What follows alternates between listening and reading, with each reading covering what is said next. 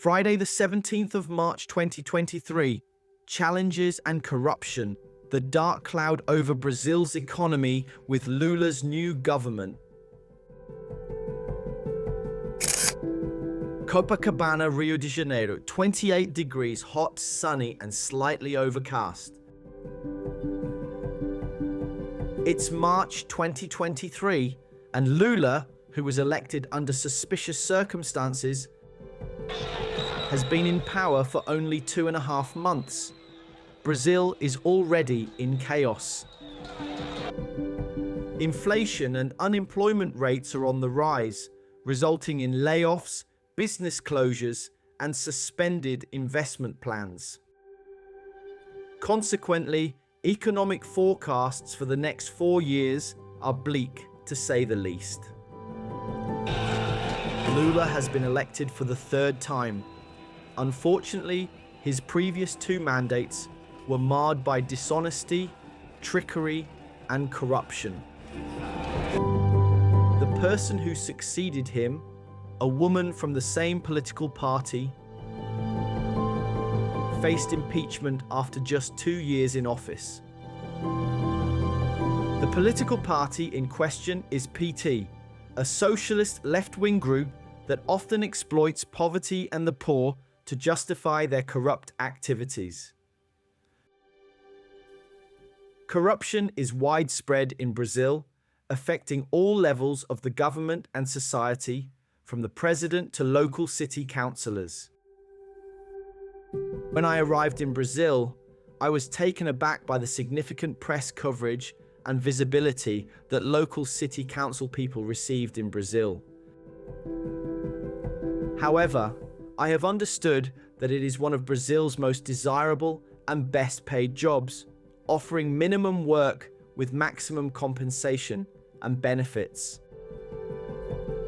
It would be almost impossible to convince anyone of the surreal reality of what they receive in Brazil.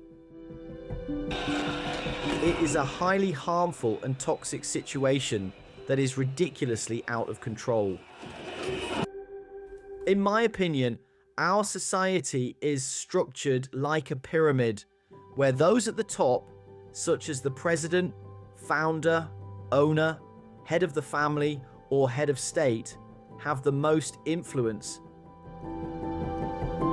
The example they set through their mindset, principles, and behavior can have a trickle-down effect throughout the different levels of society. This can be either positive or negative, much like water flowing down a mountain. If the president is competent, serious, and reasonable, he or she is an example for the other layers and vice versa. For me, Lula is a geopolitical and socio-economic cancer. He doesn't care about the people he supposedly loves and vigorously defends.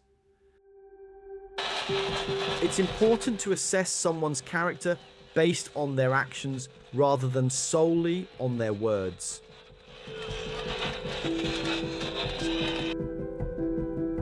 Unfortunately, many people do not realize this until it's too late, leading to irreparable harm.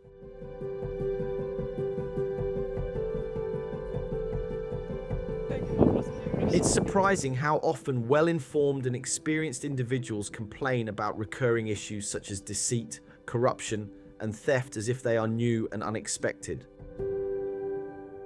Going back to the beginning of the post, I have lost 30% of my students since January due to this dark grey economic cloud covering Brazil. I am worried and concerned, as the common consensus in Brazil now is that nobody wants Brazil to be like Argentina, which has inflation above 100% a year or even worse. Venezuela, where 60% of the population has gone below the poverty line due to a corrupt, socialist, left-wing dictatorship government. Friday is the eve of the weekend, so bring on the weekend. I am an 8 or 80 person. I will do nothing and just chill out, or I will do something special that makes the weekend super memorable. Both options are equally good. However, we mustn't also shy away from adversity and strive for self-improvement. In bed by 9 p.m.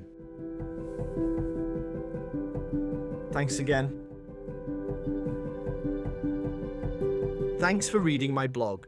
Check out my other posts and share your thoughts in the comments. Richard.